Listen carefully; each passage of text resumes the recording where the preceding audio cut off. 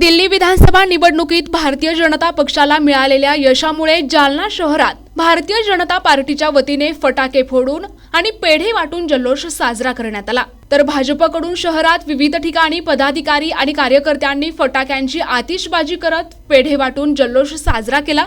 यावेळी जिल्हाध्यक्ष बद्रीनाथ पठाडे आणि जालना महानगर जिल्हाध्यक्ष सतीश जाधव यांची प्रमुख उपस्थिती होती। यांच्यासह सिद्धिविनायक मुळे महिला मोर्चा जिल्हाध्यक्षा संध्या देठे, महेश निकम, प्राध्यापक राजेंद्र भोसले, रोहित नलावडे यांच्यासह आदींची उपस्थिती होती।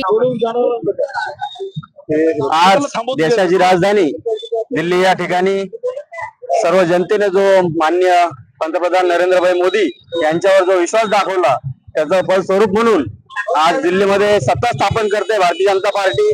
आणि आज तेथील सर्व कार्यकर्त्यांचा, सर्व पदाधिकाऱ्यांचा सर्वप्रथम अभिनंदन करतो की त्यांनी या सरकारच्या, मोदी सरकारच्या सर्व योजना गोरगरिबांपर्यंत पोहोचवल्या।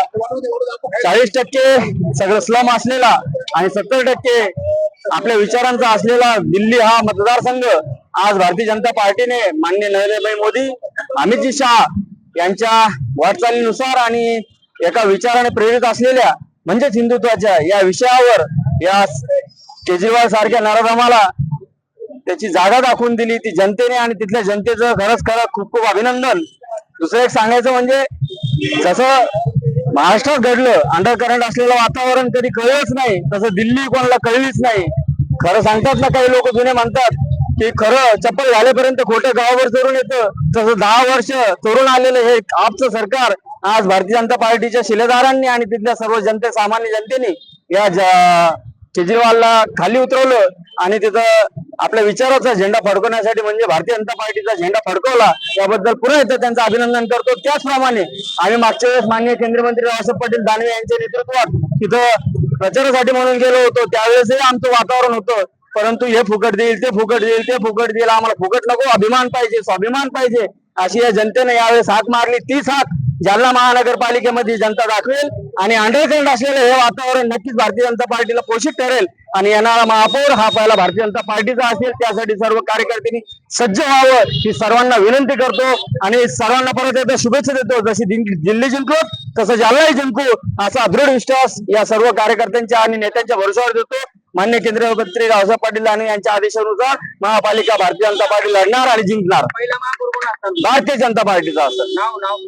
हो, अजून आरक्षण डिक्लेअर झालेलं नाही, आरक्षण डिक्लेअर झाल्यावर सांगू ना। जल्लोष साजरा केला आपण काय सांगू?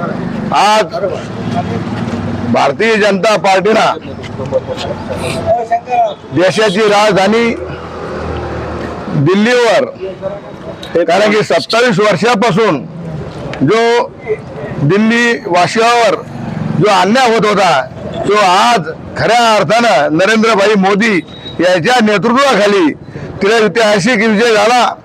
जवळपास 48 ते 50 जागा भाजपला जिंकून सरी आज बहुमतामध्ये सरकार स्थापना करणारे आणि तिथल्या दिल्ली वासियाच्या पूर्ण विकास झाल्याशिवाय राहणार नाही। कारण की नरेंद्रभाई मोदी यांच्यावर विश्वास ठेवून सनी त्यांनी भरभरून अशा पदरात दिल्या। आता होणाऱ्या बिहारच्या असन, पंजाबच्या निवडणुका असन किंवा आपल्या स्थानिक महानगरपालिका असन किंवा जिल्हा परिषदा असन, या सर्व जागा, सर्व संस्था या भारतीय जनता पार्टी देवेंद्रजी फडणवीस यांच्या नेतृत्वाखाली व केंद्रीय मंत्री रावसाहेब पाटील दानवे यांच्या नेतृत्वाखाली जिंकल्याशिवाय राहणार नाही असा आम्हाला विश्वास आहे। म्हणून सर्व कार्यकर्त्यांनी आज या दिल्लीचा आनंद उत्सव जोरात साजरा केला। पुऱ्या शहरामध्ये आम्ही साजरा करणार आहे आणि दिल्ली महानगरपालिका, जिल्हा परिषद केंद्रीय मंत्री रावसाहेब पाटील दानवे यांच्या नेतृत्वाखाली आम्ही ताब्यात घेणार आहे। एवढंच या प्रसंगी बोलतो। जय श्रीराम। लोकसभेला भाजपचं सीट आले, महाराष्ट्र विधानसभेला महायुती आले, आता महानगरपालिका असेल, जिल्हा परिषद काय लोकसभेला एक अपघात झाला। त्या अपघातामध्ये एक काळे नावाचे इस्मय ते निवडून आले, कारण की कधी नाही निवडून येणारे सीट हे एक अपघात होता। अपघातामध्ये काही होऊ शकतं म्हणून सनी ते आता अपघाताला आम्ही विसरून सनी पुणे कामाला लागलो, जोमाने कामाला लागलो। दादा दादाच्या नेतृत्वाखाली आम्ही महाराष्ट्रावर फिरवले आणि पुढे जिल्हा परिषद महानगरपालिका हे भाजपच्या ताब्यात येणार आहे.